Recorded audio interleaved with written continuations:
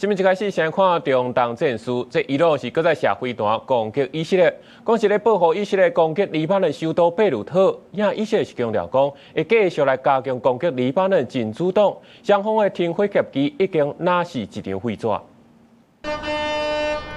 星期暗，伊朗射飛彈飛來以色列北部城市海法甲加利利湖周圍，水雷聲但未停。民防單位要求居民入去避難場所。這場空襲，波斯灣國家約旦的首府安曼也是咧彈水雷。以色列表示，尚無成功炸到10粒飛彈，批評伊朗做了上唔對，擱再選擇恐怖行動，會加強打擊黎巴嫩境內真主黨。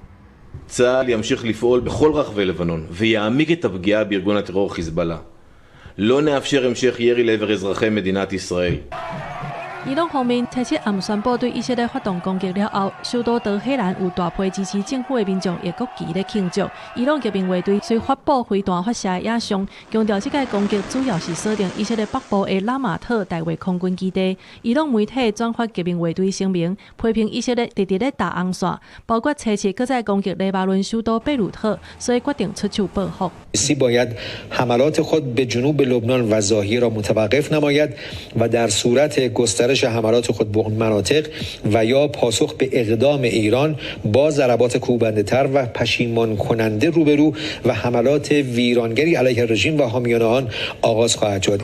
伊朗星期暗對以色列的攻擊，基本上和4月7日由川普政府做公親的停火協議變做一張廢紙。國際上包括波斯灣國家、聯合國等等，攏呼籲趕緊停止衝突，轉來談判。美國駐以色列使館的人員已經予人要求趕緊避難。川普針對這波衝突已經有聽到報告，同時也甲以色列總理納坦雅胡通電話。中東衝突對今年2月28發生到6月7日，拄啊好100天。根據統計，伊朗甲黎巴嫩已經有超過7000人死亡。